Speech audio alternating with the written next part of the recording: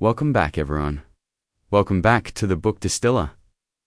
Today, we are bringing you a brutal breakdown of 12 rules for life in our book summary series. And without wasting another second of your time, let's dive straight into the abyss. Wouldn't it be phenomenal if someone just handed you a survival manual explicitly decoding the absolute rules of the game of life? Wouldn't that save us agonizing decades of trial, error, and blind guesswork trying to figure it out ourselves?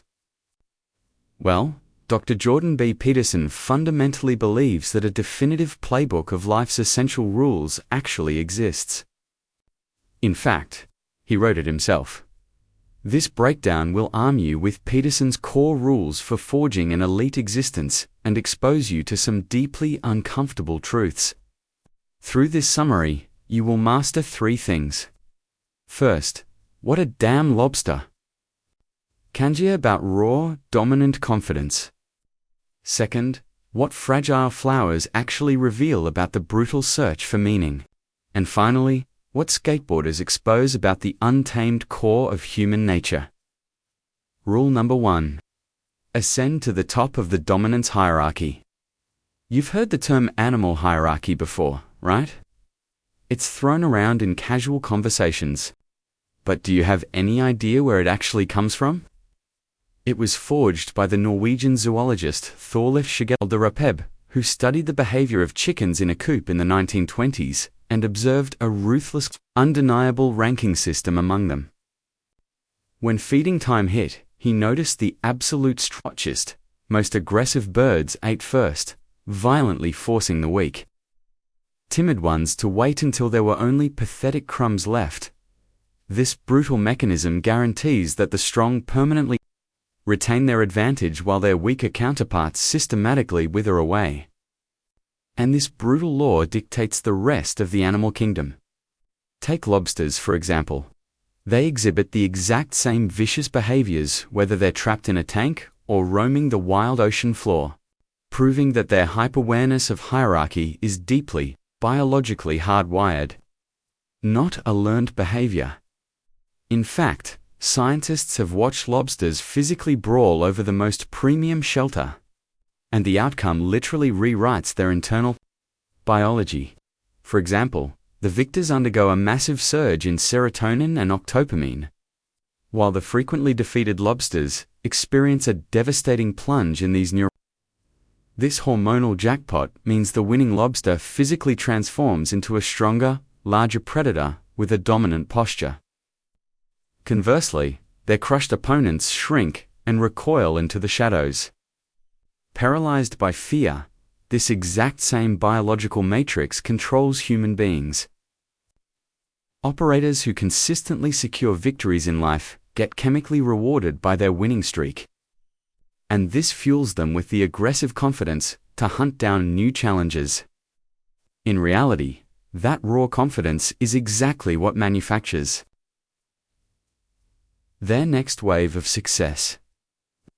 On the flip side, individuals who are perpetually defeated, or who constantly whine that life is rigged against them, become terrified of risk and enter every arena already convinced they are going to fail.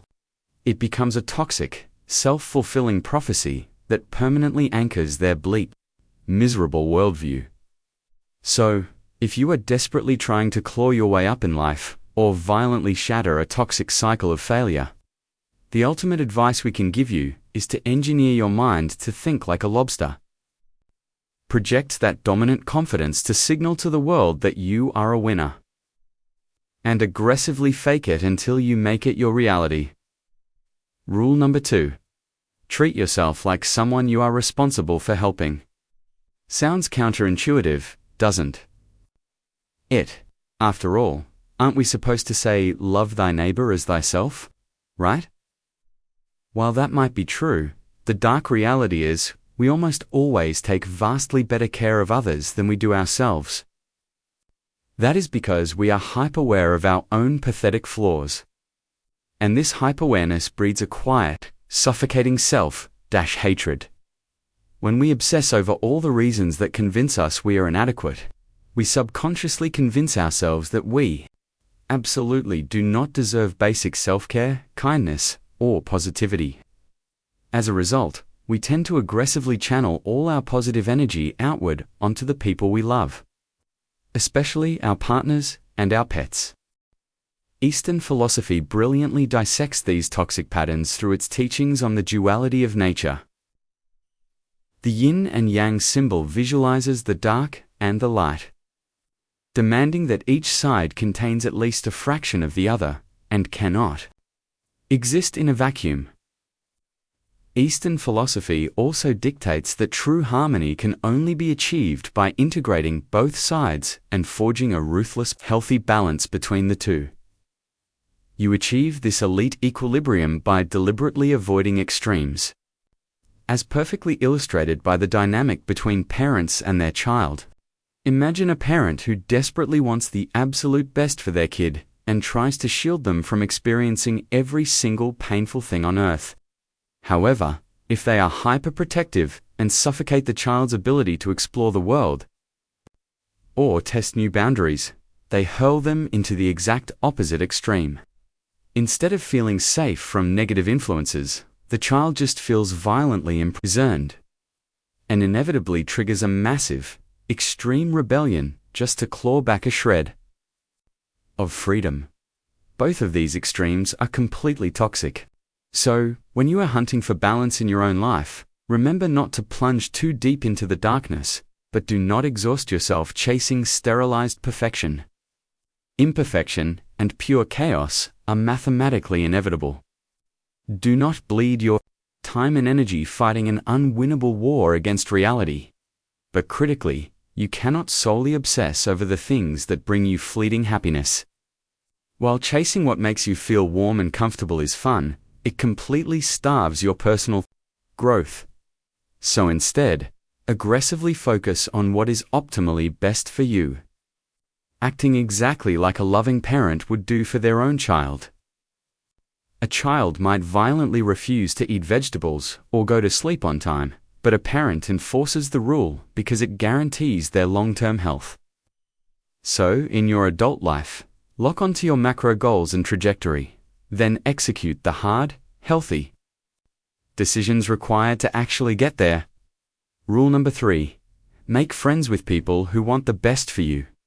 It is a proven fact that our very vocabulary is hijacked by the people we surround ourselves with. No surprise there, because the more time you log with people, the deeper they infiltrate your psyche.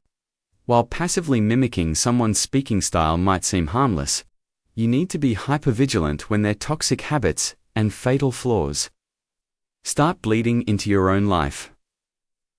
Because we routinely select our inner circle based on incredibly shallow metrics like shared hobbies or a similar sense of humor, we rarely conduct a clinical audit of who our best friend actually is at their core. We almost never calculate the devastating collateral damage that their toxic routines will inflict on our own personal evolution. The brutal reality is that cynical of people and their catastrophic life choices possess the gravitational pull to drag down even the most successful operators. And tragically, this radioactive influence can infect both your professional arena and your private life with terrifying ease.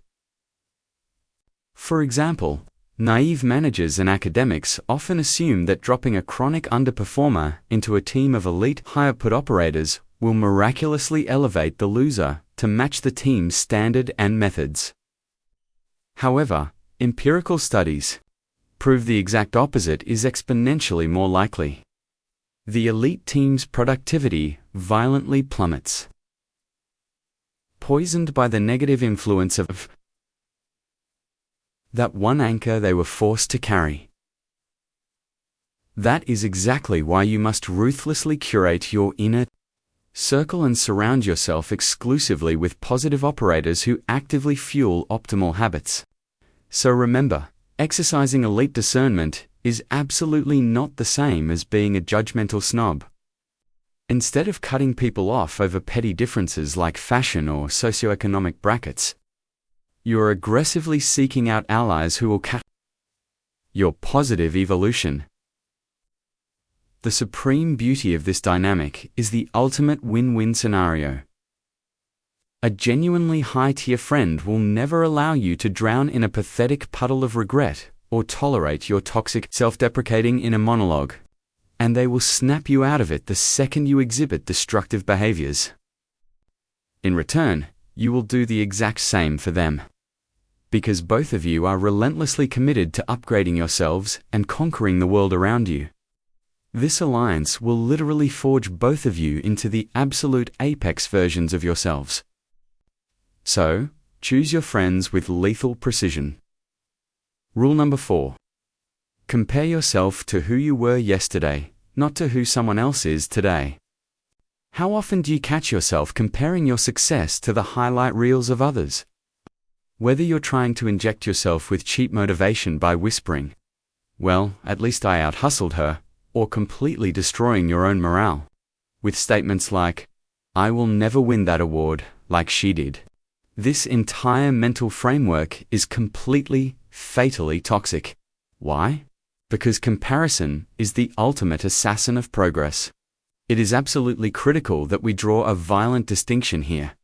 Comparison and clinical self-criticism are two entirely different beasts. A calibrated dose of self-criticism is actually healthy because it allows you to step back, conduct a cold, objective audit of your own flaws, and isolate the exact sectors you need to upgrade. It is the raw fuel that propels us toward a dominant, successful future.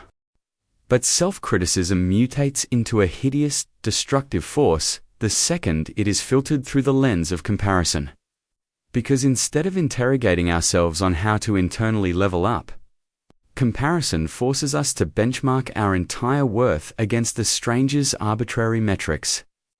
This warped perspective violently erases all the quiet, hard-earned milestones that actually define our unique journey, replacing authentic progress with a brutal, black-and-white binary filter of absolute success or absolute failure. And the moment we perceive we haven't achieved the exact same success as others, we instantly convince ourselves we are complete failures. But the brutal truth remains the truth. Because if you take a step back and look at the overarching macro picture, we can clearly see every single facet of our lives and acknowledge the quiet, hard-earned milestones that actually define our personal evolution. Maybe your colleague got that massive promotion instead of you, but it's entirely possible that, instead of prioritizing your career, you've been deeply investing in your relationship with your family, because that is what truly aligns with your core values. You absolutely must stop comparing yourself to complete strangers and, instead, ruthlessly evaluate yourself based solely on your own historical track record. Are you fundamentally better than who you were yesterday? Do you genuinely want to be better tomorrow than you are today? If the answer is yes, and it absolutely should be, then this is the ultimate secret to keeping yourself locked on the right trajectory. Because when you compare your present self with your past, you will viscerally realize that you are compounding and growing at the exact pace that perfectly suits you. Therefore, strictly audit your personal progress using a customized set of metrics that actually apply to your reality. And when you relentlessly analyze your own evolution, start thinking exactly like a ruthless housing inspector. You must dissect everything from the foundation to the roof, determining if the problem is merely cosmetic or if you have a fatal structural flaw. Draft a brutal hit list of everything you see that urgently needs to be upgraded and fixed. Upgrading yourself is fundamentally identical to aggressively renovating a decaying house. The most beautiful part is that when you heavily focus on actively becoming the exact person you want to be, you will have absolutely zero time or bandwidth left to obsess over toxic comparisons with anyone else. Rule number 5. Raise your children to be solid, responsible individuals. One of the absolute hardest missions in life is figuring out how to correctly raise a child. Because our kids step into this brutal world as entirely blank slates, we are often paralyzed by the terrifying question of exactly what to write on the minds that will directly influence the next generation. Niebuhr suggests that the ultimate starting point to answering this question is fully acknowledging the innate, aggressive hostility hardwired into human beings. We all know just how vicious and nasty little kids can be to one another. Almost everyone has a childhood experience of being ruthlessly bullied. So, what would happen if our primary overarching concern was simply raising these kids to be functional, decent humans? Niebuhr asserts that cultivating genuine kindness demands infinitely more than just what you do with your child. In reality, successfully raising a kid requires you to accept the painful risk that sometimes your child is absolutely not going to like you, although that pill might be slightly tough to swallow. Take a second to visualize how this parenting strategy actually plays out in the real world. After all, if you narrowly focus on being your kid's best friend, you will completely fail to enforce the rules. Instead, your entire job will devolve into just ensuring that they are constantly entertained and happy. That strategy will absolutely not help your kid grow into a well-adjusted, resilient, or likable adult. Therefore, even though setting strict boundaries and ruthlessly enforcing them might not be fun, always remember that you are doing your child a massive favor by teaching them the brutal lessons of life early on. Ultimately, isn't it vastly superior for them to learn discipline from their loving parents, rather than being crushed by the cold, unforgiving society out there? So, if you genuinely want to help your child become the absolute best version of themselves, here are the elite top-tier rules from Niebuhr to execute successful parenting. The first step is to aggressively avoid over-regulating. While rules are absolutely essential, if you enforce too many petty rules, your child will become deeply demoralized and feel as though they are entirely suffocated by obstacles. So, instead of micromanaging their lives down to the most trivial, pathetic details with rules like your socks must always match or you must sleep at exactly this hour, focus heavily on the highly practical, utilitarian rules, such as showing respect, demonstrating kindness, and never deploying violence unless it is strictly for self-defense. Remember that these foundational rules will help forge your child's core values. And to be brutally honest, would you rather have a loving and respectful human being, or a little monster whose socks just happen to match? The next rule is, do not issue empty threats. Therefore, guarantee that you establish crystal clear rules and uniform penalties. Knowing exactly which punishment is most effective in helping your child understand the heavy consequences of their actions also requires you to possess a deep, clinical understanding of your own child. So, completely understand their unique psychology. Know exactly when to discipline them with words, and when to ruthlessly confiscate their video game console for an entire week. For instance, the third rule is to present a united front. Parents must absolutely ensure that the kids cannot manipulate and divide them just to get their way. Always back up your partner, even when they make a mistake. Acknowledging errors with love and working together to fix them is the absolute key to maturity and maintaining a bulletproof, happy home. Rule number 6. Life isn't fair. Why horrific things happen to decent people is one of the oldest, most agonizing mysteries of life, and up to this point, we still haven't found the answer to it. Often, it is incredibly easy to shift the blame for injustice onto others, whether on a personal level or a global scale. However, that is absolutely not the correct response to suffering. Nor is it the temptation we want to succumb to in moments of despair. Although these are all highly irresistible urges, avoiding hyperreactive responses is incredibly critical to managing a healthy lifestyle. However, Leo Tolstoy, the legendary Russian author, did not view it that way. In fact, He believed that the brutal injustice of the world weighed so heavily on the human mind that only 4 responses could ever be considered valid. According to his definition, these responses include childlike ignorance, the pursuit of hedonistic pleasure, suicide, or the resolve to fight back against all odds. But is that really all there is to it? Others have definitely embraced this bleak, suffocating worldview. The proof lies in the countless tragedies where individuals decided to take the lives of others through horrifying mass shootings at schools. As of June 2016, statistics revealed that there had been over 1,000 shootings in the US. Usually, the shooters slaughtered 4 or more people before committing suicide. While this is deeply grim news, it should absolutely not force us to abandon hope or leap to the conclusion that humans are inherently evil. That lesson encompasses rule number 6 from Dr. Jordan Peterson. This rule demands that everyone takes absolute responsibility for their own life and actions before they dare to condemn the world. Drawing on the philosophy of writer Alexander Solzhenitsyn, Dr. Jordan Peterson asserts that you can actively reject the cruelty of this life, even when you are staring it directly in the face.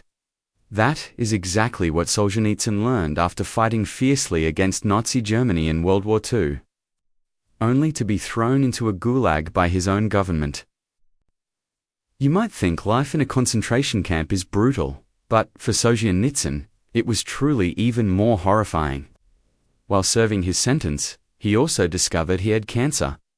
However, despite all of it, Solzhenitsyn violently resisted the temptation to become consumed by rage and bitterness. Instead, he chose to focus on the goodness within people.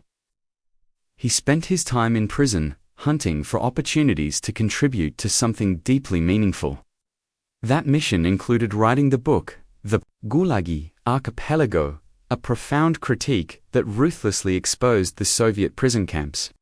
This book not only gave Solzhenitsyn a powerful sense of purpose, but also played a critical role in destroying public support for Stalin's brand of communism. Rule number 7. Sacrifice immediate gratification. Have you ever heard the story about the monkey caught with its hand in the cookie jar? Although the hand can easily slide into the jar, it cannot be pulled back out while gripping a cookie. Consequently, the monkey is forced to choose between letting go and freeing itself from a desperate situation, for stubbornly clinging to its prize. It is highly likely you have witnessed the exact same behavior in humans. The overwhelming temptation to chase what we want, even when we know it will trigger disastrous negative consequences, is a shockingly common human experience. But surrendering to that desire does not actually forge us into superior human beings. Unfortunately, this life lesson is deeply connected to our previous rule, because highly toxic choices are often a direct side effect of sheer despair. When we view the world as a bleak, miserable wasteland, we naturally seek to self-medicate our depression by ruthlessly chasing any pleasure that can make our existence feel marginally tolerable. This frequently leads to the pathetic excuse that if something brings us instant gratification, then it cannot possibly be wrong. And this type of rationalization can be a lethal gateway to catastrophic life-destroying decisions. So, how do we actually combat this? Dr. Jordan Peterson suggests it is best to aggressively pursue sacrifice instead of instant gratification. That is because sacrifice secures infinitely better rewards in the future by violently rejecting cheap, immediate pleasure in the present. The truth is, we already know this is the optimal path. After all, we sacrifice what we want to do right now to grind and earn a living every single day. Those types of sacrifice are still fundamentally driven by we do it to secure a more comfortable life or to fund the promise of a vacation down the line. However, Dr. Peterson argues that true, elite sacrifice, the kind we must pursue to forge ourselves into cleaner, happier, and more harmonious operators is defined by exactly what we are willing to do for others. So, Instead of chasing selfish, fleeting pleasures, consider sacrificing a fraction of your time to engineer a massive impact in someone else's life. When you aggressively focus on the good you can inject into the world, you temporarily disconnect from your bleak worldview and allow yourself to be fueled by powerful, positive forces. Think of the lotus flower as your ultimate inspiration. This plant starts its brutal existence at the bottom of a muddy, suffocating lake and slowly claws its way up until it breaks the surface to bloom in the sunlight. You can experience that exact same kind of elite growth by prioritizing sacrifice for the benefit of others instead of chasing cheap gratification. Because altruism doesn't just reshape your worldview, it literally forges you into a superior human being. Rule number 8. Stop lying, especially to yourself. Every single one of us has a fatal tendency to lie to ourselves in one way or another. Whether it's by telling ourselves we will hit a massive goal while doing absolutely nothing to achieve it, or wildly deluding ourselves about our own fatal flaws. We are all hypocrites and liars. The legendary French psychologist Alfred Adler called this toxic habit life lies, defining them as the things we say and do to get what we think we want. The distinction of what we think we want is hypercritical, because it exposes the brutal reality that we routinely delude ourselves into craving things that are actually highly destructive to us. This also applies to the arrogant ability to convince ourselves that we already know everything. This is an incredibly insidious lie, because if we blindly assume we already possess the tools for self-improvement, we completely annihilate our willingness to learn and evolve. Therefore, rule number 8 from Dr. Jordan Peterson is, tell the truth, or at least, don't lie. Elevate your self-awareness and aggressively learn to recognize when you are lying, and ruthlessly correct it. Realigning your goals and your authentic personal truth can help you steer your life back on a dominant trajectory and stay honest about your own progress. Rule number 9. Engage in healthy debate. If you use social media, you know it can easily mutate into a war zone of conflict and vicious, relentless criticism. People effortlessly insult and attack each other, spewing toxic hate at completely random strangers on the internet. Tragically, this behavior has become the hallmark of how we communicate in our modern society. And it is a grotesque, complete distortion of what a genuinely healthy debate actually means. To reclaim your ability to engage in authentic, hopeful conversation, you must return to the raw truth of the ancient Greek philosophers. They understood that respectfully challenging someone's ideas is fundamentally different from attacking the person themselves. This method of debate is exactly rule number 9 from Dr. Peterson. Listen to what others are saying, and presume that you can actually learn something from them. Instead of treating a conversation like a zero-sum competition, hunting for an opening to prove that you are right and they are dead wrong, or aggressively seeking a reason to insult them, you simply need to intensely focus on listening. You might strongly disagree with them, and that is perfectly fine.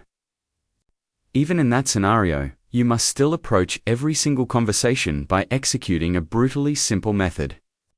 Just listen, and then summarize by reiterating exactly what you heard. Paraphrasing what you understood in your own words is an elite tactic to communicate with them, and guaranteed that you heard them with absolute precision. This also proves that you care enough to actively listen and absorb exactly what they are saying. Rule number 10. Confront chaos with precision. Life can become overwhelmingly chaotic, and our relationships with others can be exponentially more complex. However, we can eliminate a massive portion of that chaos by acknowledging that sometimes the reason we don't understand things is because we only pay attention to the details that serve our interests or hold meaning for us. And although that is the natural human default, after all, we cannot possibly have the bandwidth to process everything. Failing to see the macro picture often makes the world vastly more chaotic and terrifying. That is exactly why we need rule number 10. Be precise in your speech. Confronting the brutal complexity of the world with the lethal clarity of precise language is absolutely vital, because it helps us violently tear down complex, overwhelming concepts into simple, digestible fragments that we can actually comprehend. By ruthlessly simplifying a situation through highly accurate terminology, we can enforce order in our chaotic lives. Whether the problem is a broken car or a failing physical body, by aggressively identifying the exact symptoms, we can immediately seize control of the narrative. The same applies to relationship conflicts. If your feelings are deeply hurt, or you are trying to solve a brutal issue with your partner, precise language is the ultimate tool that helps you articulate the problem clearly, simply, and honestly. Rule number 11. Do not suppress human nature. As today's society furiously tries to course-correct an unjust culture, the lines become dangerously blurred. Our aggressive crusade against the evils of toxic masculinity sometimes causes people to completely demonize all men and masculinity itself. And that is absolutely not the answer. While it is undeniably true that men have behaved horrendously for centuries and weaponized their power to manipulate, stigmatize, and violently discriminate against women, people of color, and countless other groups, but we should absolutely not blindly aim our outrage at every single man in an unjust blanket attack. This toxic worldview only leads to pure destruction, rather than actually fixing a problem or forging a solution. And that is fundamentally not the goal of social justice. Instead, we must aggressively focus on harmonizing our differences to secure a balanced, functional future. Because many men and women possess an inherently aggressive or dominant nature, and those raw traits are absolutely not evil when they are channeled in the right direction. With the proper coaching and guidance, instead of being treated as part of the problem, men can weaponize those exact dominant traits to execute incredible feats that ultimately yield massive benefits for society. To illustrate this brutal truth, Dr. Peterson brings up the example of skateboarders. He once noticed that on the campus of the University of Toronto, a few young skateboarders were demonstrating staggering agility and fearless balance. However, because rigid societal rules automatically classify skateboarding as a delinquent activity, city officials aggressively banned skateboarding across the entire campus. This policy completely ignored the relentless dedication, raw power, and absolute willingness to accept brutal physical risks displayed by these teenagers. Instead, it bluntly criminalized their behavior. Dr. Jordan Peterson considers this a catastrophic mistake and suggests that the exact same logic applies to any scenario where we blindly vilify a specific group of outliers. Instead of blanket stigmatization, perfectly illustrated by toxic statements like, "all men are trash," we must remain open to radical perspectives and raw talents that differ completely from our own. Ultimately, it is a worldview that will foster an elite societal bond because it challenges us to lay down the necessary boundaries to protect ourselves, without suffocating the phenomenal qualities that other individuals can bring to the table. That is exactly why life rule number 11 is, do not bother children when they are skateboarding. Therefore, whether it's skateboarders or aggressive, unruly men, we should absolutely not criminalize behavior, unless that behavior actively inflicts damage on others, because then it genuinely becomes part of the problem. Rule number 12. Pet a cat when you encounter one on the street. We all know that life is constantly saturated with tragedy and sorrow, but the crucial thing to remember is that life is also overflowing with joy. The key difference is that while sorrow violently threatens to overwhelm us head-on, if you want to find joy, you have to grind and look a little harder. Dr. Peterson knows this brutally well because his own daughter has battled severe arthritis. Since she was 6 years old, this degenerative nightmare forced her to spend her childhood enduring excruciating agony, enduring constant injections, and undergoing multiple highly invasive surgeries to replace joints, and many invasive surgeries to entirely replace her joints. If you hear this and conclude that life is fundamentally unfair, you are right. There is absolutely zero fairness when an innocent child is forced to endure such massive suffering. But Dr. Peterson insists that the suffocating darkness of these moments should only weaponize our drive to hunt for the good in life. That is exactly why rule number 12 is, maximize the tiniest, fleeting joys that life offers.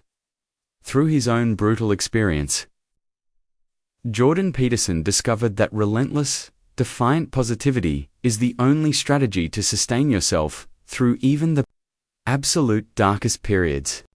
Although he was profoundly shattered by his daughter's agony, he remains fiercely grateful that after agonizing years, she finally found a physiotherapist who could give her mobility back and allow her to forge a more normal, exponentially less painful life, even though he knows she isn't fully recovered and that further complications could brutally strike at any moment. Yet, he is relentlessly grateful for the small victories in her life and actively fights to keep them both aggressively positive. So, he urges his readers to constantly refuse to be dragged down into the swamp of sorrow, and to laser focus on the tiniest things that can trigger joy, such as taking a moment to pet a stray cat you happen to cross paths with while walking. In conclusion, life can be an absolute mess, and a massive amount of time is bled out chasing and hunting down exactly what we should be doing, and how to execute the right decisions. However, Dr. Jordan Peterson genuinely hopes that we can extract value from the agonizing questions and fatal mistakes of the past, and operate under 12 brutal, simple rules to completely eradicate the guesswork while simultaneously engineering a happier existence. If you've extracted value from this breakdown, smash the like button and share to support the channel. Do not forget to hit subscribe and the bell icon next to it so you never miss another video we drop in the future. Thank you for tuning in. This is the Book Distiller, and we will see you on the next one.